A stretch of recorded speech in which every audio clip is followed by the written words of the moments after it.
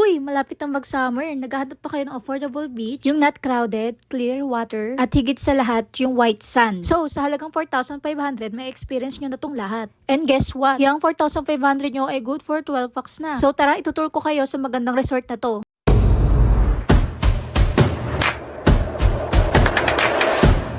So, another day, another vlog na naman. So, itong beach resort nga pala na to ay located sa Barangay Imelda, San Juan, Batangas. This is my second time na nga pala na pumunta dito kasi guys, sobrang ganda. Unahin ko na yung mga disadvantage dito guys. Bago kayo makarating sa resort ay kailangan nyo munang bumaba sa hagdan ng 300 steps. So, hindi siya advisable sa mga seniors at sa mga buntis. So, bago kayo pumunta dito ay kailangan nyo munang mag-squat o mag-exercise para hindi sumakit yung mga binti nyo. Sa pa sa disadvantage ay hindi siya advisable sa mga commuters. Need nakamotor kayo guys o meron kayong sariling sasakyan. Isa din sa disadvantage guys ay wala talagang signal dito. Pero guys, don't worry dahil meron silang wifi at makakapag-ML kayo dahil malakas ang signal. Uy, marami na ba akong nabanggit na disadvantage kaya ayaw nyo na tumuloy? Guys, wag kasi sobrang ganda talaga sa resort. Sobrang peaceful ng lugar, wala talagang katao-tao. Itong video ko na to guys, ito yung itsura niya kapag low tide. So mga 11 AM magkakaroon na yan ng tubig. Bago nga pala kayo pumunta dito guys, kailangan dala nyo na lahat na mga kakailanganin nyo. Mga pagkain, utensils. Basta yung mga number 1 needs kapag mag-out. Kasi guys, malayo na siya sa syudad. So much better is dala nyo na lahat. Pero pwede naman kayo magpabili sa kanila. Siguro mga nasa 100 or 200 pesos yung bayad para sa gas. May tinda rin naman silang tubig dito guys, pero 100 pesos per galon. So kung ako sa inyo, kung kaya naman, magbitbit na lang kayo. Yung mga gamit nyo naman guys na dadalhin ay ibababa naman nila yan gamit ang ATV. Yung mga sarili nyo lang talaga yung kakailanganin pagbaba ng hagdan. So itong view naman guys, mga 10 minutes yata kami naglakad para masubaybayan yung ganitong view. May mga konting rock formation siya dito. Pero guys, kapag naglakad pa kayo sa pinakadulo, mas maganda. Dalawang kubo nga pala yung kinuha namin. Kasi guys, kahit 4-5 lang yung kubo, hindi siya kasya sa 12 packs. So kaya 4-5 siya guys, is kahit marami kayo, wala na siyang entrance na babayaran. Bali sa big kubo na 4-5, mga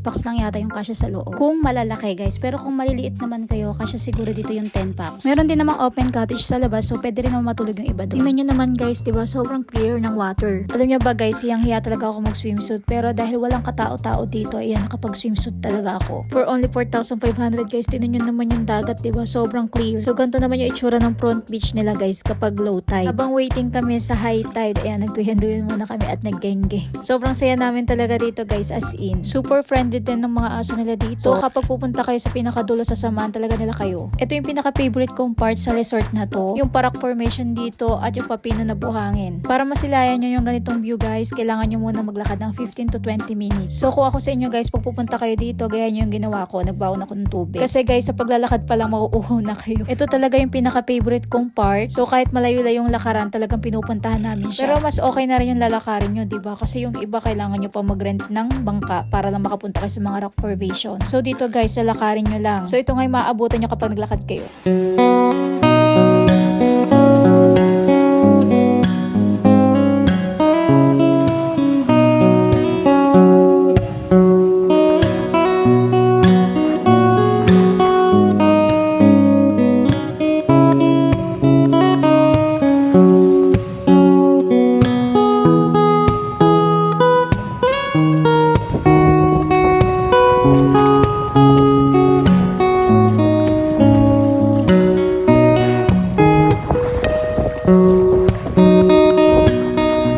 Ibang resort na to guys, pero open to sa lahat. Pwede rin kayo maligo dito. Pero wag na kayo magdala ng pagkain kasi baka singilin kayo dyan para sa cottage. So dito sa part na to, limited lang yung pinapapunta nilang guests. So dito nag-shoot yung My Zombie. Ayan, alam nyo na guys, sobrang ganda kasi talaga dito. Mahasel lang pero sobrang worth it naman. And guys, wala nga pala sila dito mga water activities. So kung mahilig kayo mamingwet, magdala na lang kayo ng pamingwet. Ayan, nakahuli yung asawa ko kasi favorite niya yan, mga ganyang moment. As in, makakain nyo yung mabibingwet nyo dito kasi ayan, isang dangkal ko. Nga pala guys, dahil hindi kami kasya sa isang kubo, nag-tent na lang kami ng hubby ko. Pwede rin magtayo ng tent dito kung meron kayong sariling tent. Basta naka-avail ka ng kubo, wala ka ng additional na babayaran kahit magtayo ka pa ng tent. Isa pa sa pinakamaganda dito ay no check-in, check-out time sila. So kung gusto nyong madaling araw umalis, pwedeng pwede. At kung gusto nyo namang gabi na umuwi, pwedeng pwede din. Pero wag naman hating gabi guys, grabe naman kayo. No? Kaya nasa sa inyo kung gusto nyo agahan para masulit nyo talaga. So kung gusto nyo na magpa-advance booking, message lang kayo dito sa Facebook page. Sinasabi ko sa inyo magpa-advance booking na kayo para hindi kayo maagawan ng date. So, dito nagtatapos ang ating vlog. Follow nyo ako for more. Bye!